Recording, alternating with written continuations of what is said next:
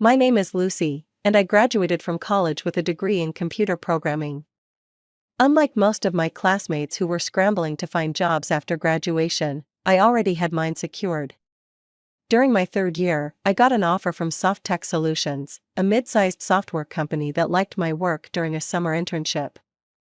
The job offer came with a pretty decent salary, enough that I could have moved into my own place right after graduation. But I didn't. "Lucy, we were hoping you might consider staying with us a bit longer," Mom said one evening as we sat around our dining table. Dad nodded beside her, looking slightly embarrassed. "What do you mean?" "I thought you'd be happy to finally have the house to yourselves," I replied, confused by their request. Dad cleared his throat. "Well, sweetheart, the truth is, we're having trouble keeping up with all the bills these days. Your mother and I aren't getting any younger, and our expenses keep going up. If you stayed," Mom added quickly, "and maybe contributed a little to the household, it would really help us out." I looked at their worried faces. These were the people who raised me, who put me through college. Despite the fact that I'd been dreaming about my own place for years, I couldn't say no. "How much would help?" I asked. The relief on their faces was immediate. "Maybe $1,000 a month," Dad suggested tentatively, "for bills and groceries." And just like that, I became the breadwinner for my parents at 22 years old. I kept the rest of my salary in my savings account, watching it grow steadily each month. I didn't spend much on myself, just the basics and occasional small treats. Why waste money on things I didn't need? My sister Olivia had a completely different philosophy about money. She was 7 years older than me, married to her college sweetheart James, and had a 7-year-old son named Ethan. They lived in a fancy rented apartment across town and lived like they were swimming in cash, even though they weren't. "Oh my God, Lucy, are you seriously wearing that shirt again?" Olivia said during one of her Sunday visits. She was sprawled on our parents' couch, scrolling through her phone while James and Dad watched football and Mom played with Ethan. I looked down at my plain blue t-shirt. "What's wrong with it?" She rolled her eyes dramatically. "I saw you wearing it in your Facebook photos from last year. Don't you ever buy new clothes? The new Stella McCartney line dropped weeks ago." "I don't need new clothes, these ones work fine," I replied, trying not to let her get under my skin. "This is why you're still single," she sighed, as if my lack of designer clothing was some kind of character flaw.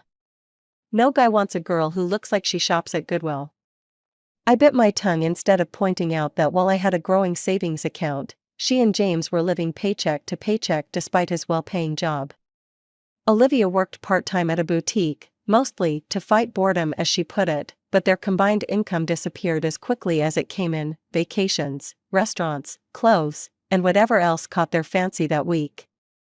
"Hey, Lucy," Olivia said later that same day, cornering me in the kitchen while I was doing dishes. Her voice had shifted from mocking to sweet. "Can I borrow $200? There's this dress I've been eyeing, and I'm a little short this month." I sighed. This wasn't the first time, and it wouldn't be the last. "Sure," I said, drying my hands on a towel. "You're the best." She gave me a quick hug. "This is why you're my favorite sister." "I'm your only sister," I reminded her, but she was already texting someone, probably telling them she could afford the dress after all. When I wasn't at my day job, I spent most evenings working on a side project, a home security system app that I believed could revolutionize how people monitored their homes. It would integrate with existing camera systems but add intelligent alerts and user-friendly controls that the current market was missing. "Lucy, it's almost midnight. Why are you still on that computer?" Mom complained, standing in my doorway in her robe. "You're running up our electricity bill." "Sorry, Mom, just finishing something up," I said, not looking away from my screen. "All she does is play those stupid games," I heard Dad tell Mom as they walked back to their bedroom. "No wonder she can't find a boyfriend." I didn't bother correcting them. They wouldn't understand what I was working on anyway, and I didn't have the energy to explain. Sometimes it was easier to let people believe what they wanted to believe. Little did I know that my quiet life of saving money and secretly coding was about to be turned upside down in ways I couldn't imagine. The first sign of trouble came on a Tuesday evening when I returned from work to find our driveway full of cars and the front door propped open with a box. I walked into chaos. The living room was filled with stacked boxes, suitcases, and random furniture. My sister was directing our parents like they were moving company employees. "What's going on?" I asked, standing frozen in the doorway. "Are you moving in?" James appeared from the hallway, looking defeated in a way I'd never seen before. His usually competent posture was slumped, his designer clothes wrinkled. "James lost his job," Olivia announced before he could speak.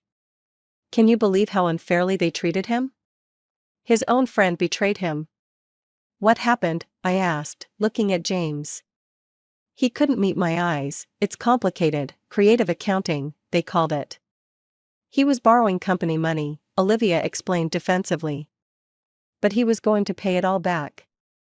The director, who was supposed to be his friend, found out during an audit and went ballistic." "You mean he was stealing?" I asked carefully. The room went silent, my parents exchanged uncomfortable glances. "That's a horrible thing to say," Olivia snapped.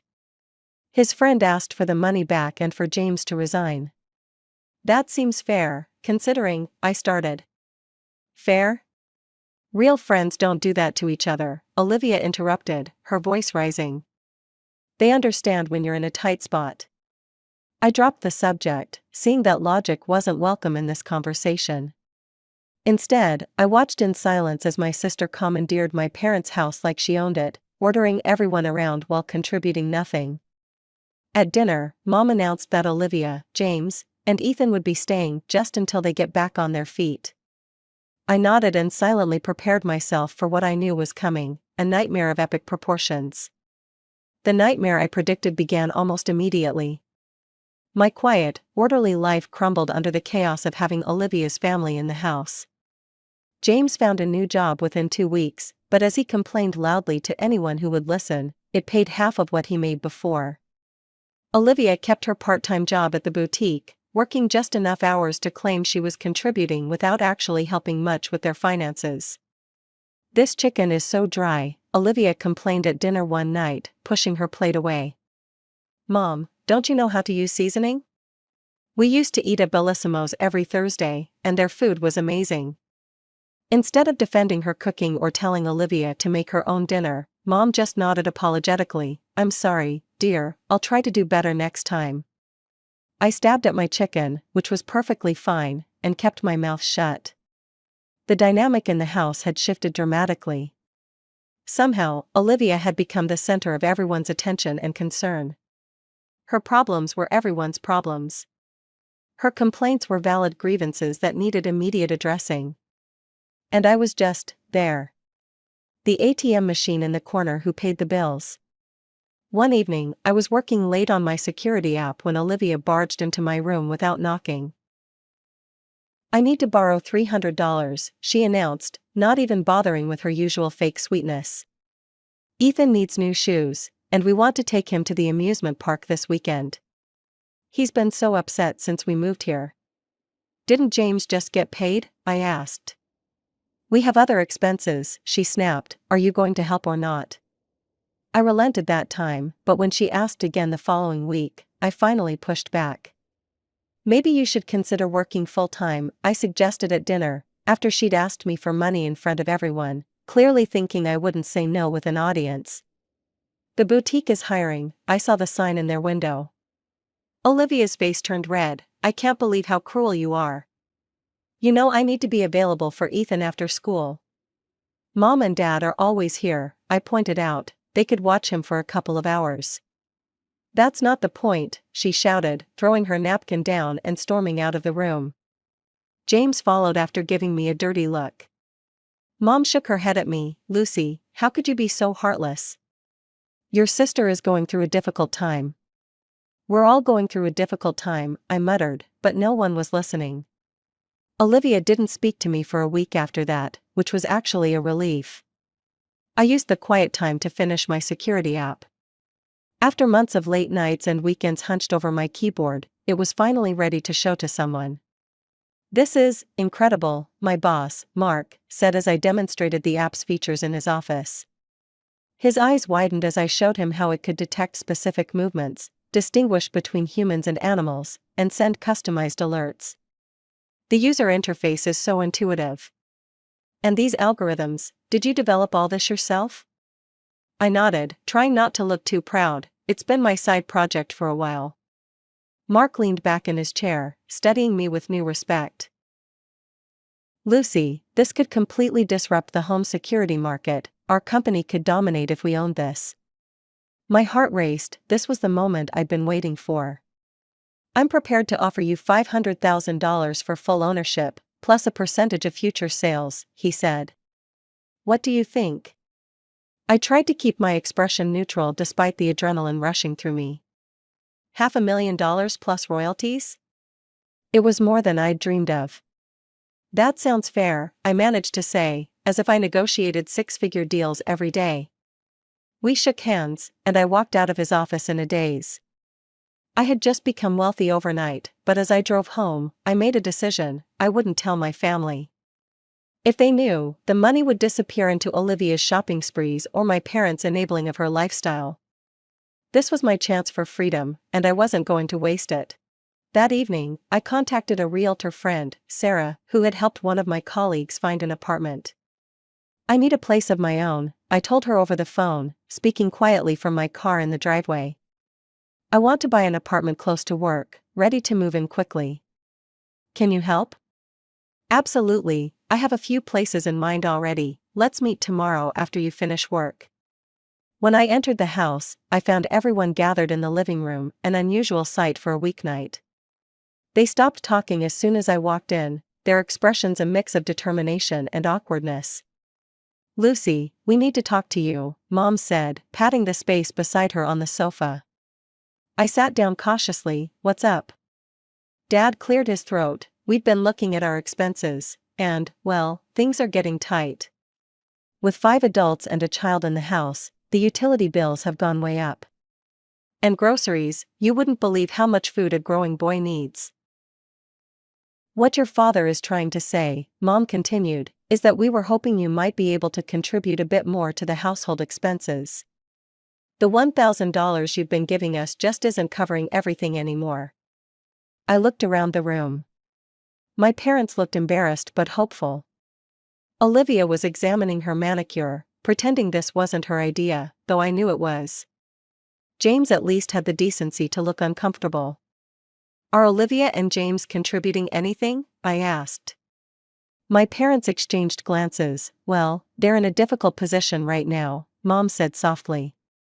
And you're single, with no dependents. You can afford to help a little more. I took a deep breath, counting to 10 in my head. How much more? We were thinking maybe $2,000 a month, Dad suggested. I wanted to laugh, or cry, or scream. Instead, I just nodded. Fine, starting this month. Olivia finally looked up, a small smile playing on her lips. She thought she'd won. Little did she know that her victory would be short-lived. 3 days later, I met Sarah at a beautiful apartment complex 10 minutes from my office.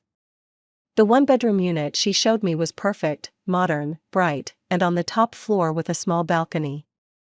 I used part of the money I'd received from selling my application to buy it outright, signing the papers that day.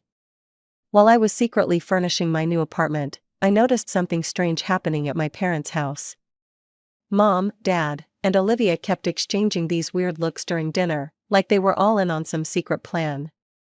James mostly kept his head down, focusing on his food and occasionally helping Ethan cut his meat. Something was definitely up, but I couldn't figure out what. I didn't have to wait long to find out.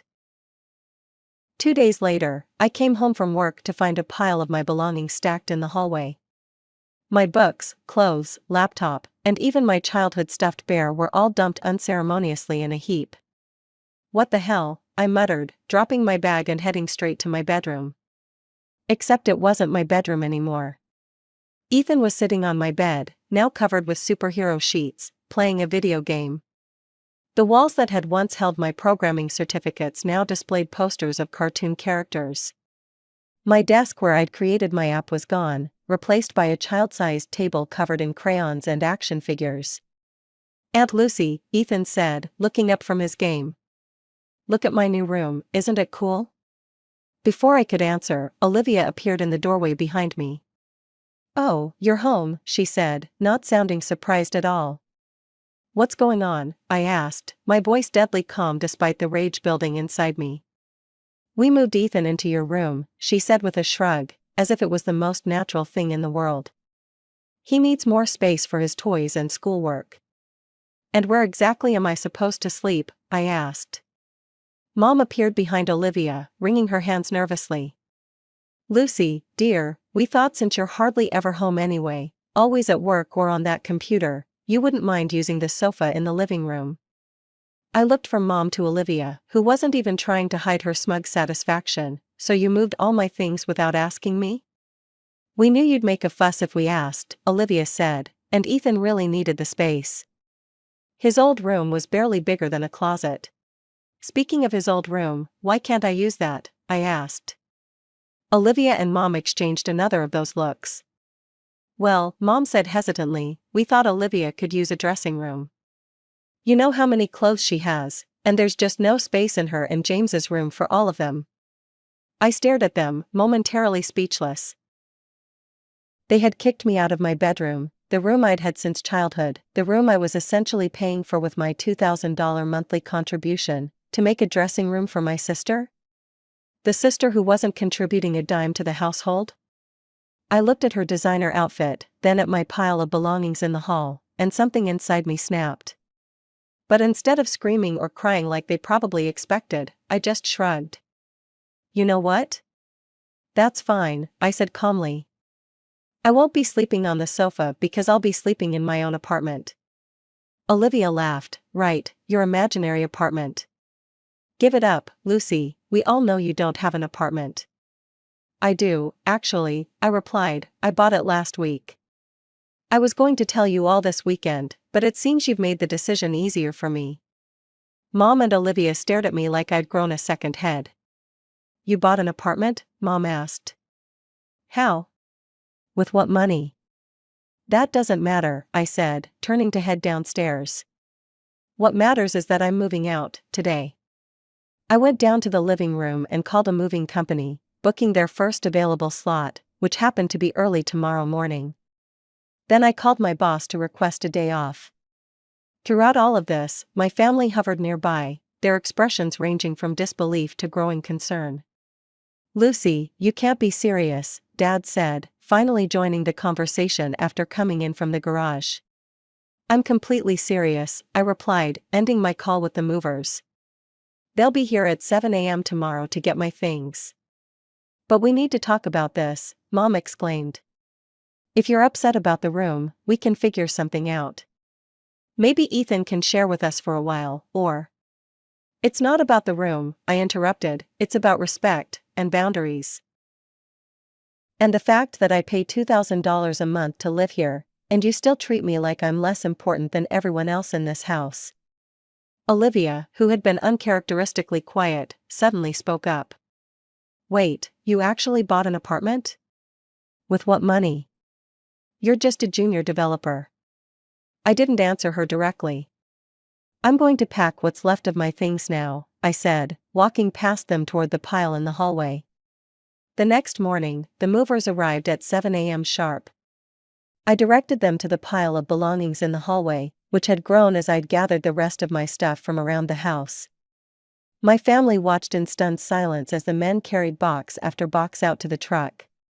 Where exactly is this apartment? Dad finally asked as I was doing a final check to make sure I hadn't forgotten anything. Near my office, I said vaguely. How much did it cost? Olivia demanded, and how did you afford it? I turned to face my family, who were all standing in the living room watching me like I was performing some strange ritual they didn't understand. That's not really any of your business. We're your family, Mom said, sounding hurt. Of course it's our business. Family works both ways, Mom, I replied. And for a long time, it's only gone one way in this house. What does that mean? Olivia asked defensively. It means I'm done being everyone's ATM, I said. I'm done giving money that's never appreciated, never enough, and never used responsibly. So you're abandoning us? Mom asked, tears welling in her eyes. What about the bills, the groceries? What about them? I asked. Olivia and James are adults with jobs. Let them contribute for a change. We can barely afford our own expenses, Olivia protested.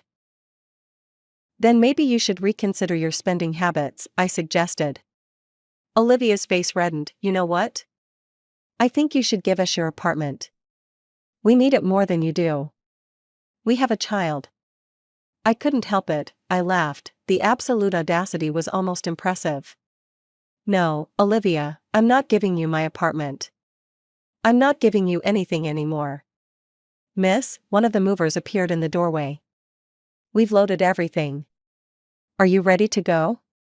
I nodded, picking up my purse. I'm ready. Lucy, please, Mom tried one last time, don't leave like this. I'll call you in a few days, I said, not making any promises beyond that. Goodbye. I followed the moving truck to my new apartment, a sense of liberation growing with every mile that separated me from my family's house. For the first time in my adult life, I was putting myself first. And it felt surprisingly good. The next few days were a blur of unpacking, arranging furniture deliveries, and setting up utilities.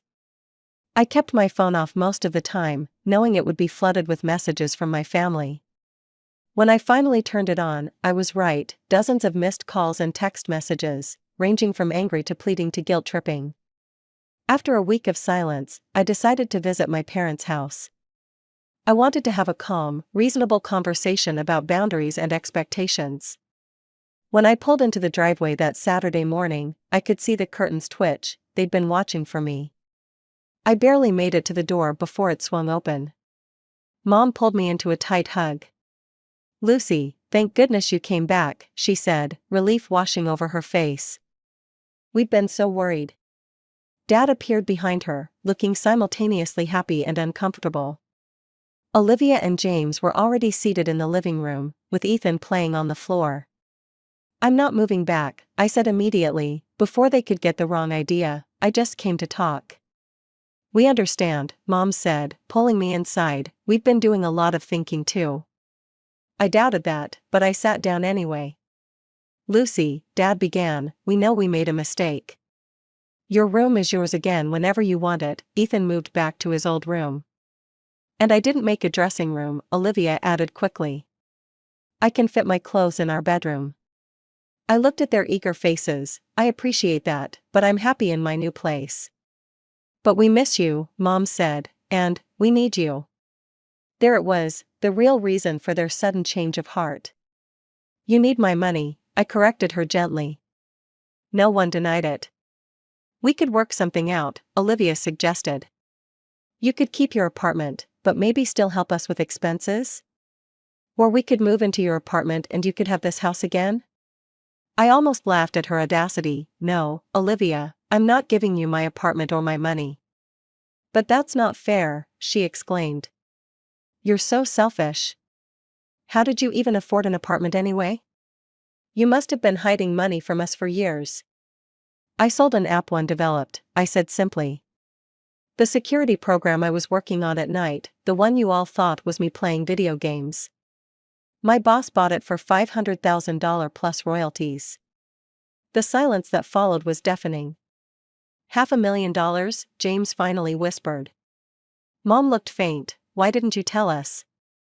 Because I knew what would happen, I replied honestly. You would have found reasons why you deserved that money more than me.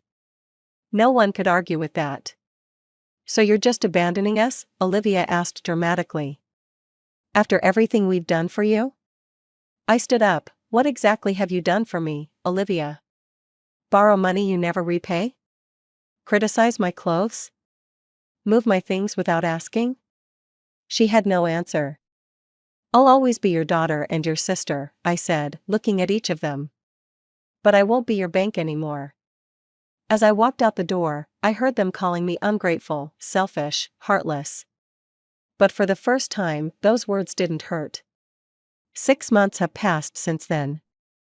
I haven't spoken to my family. They've tried reaching out, but always with financial requests disguised as reconciliation. Through mutual friends, I've heard they're still living together, still complaining about money, and now about my abandonment. Meanwhile, I'm thriving. My apartment is perfect, my career is advancing rapidly, and the royalties from my app are steadily accumulating. I've started traveling, bought some nice clothes, though still nothing Olivia would approve of, and even began dating someone who appreciates my practical nature. Sometimes I wonder if I did the right thing. But then I remember how they treated me, not as a family member to be respected, but as a resource to be used. And I know that walking away wasn't selfish, it was self-preservation.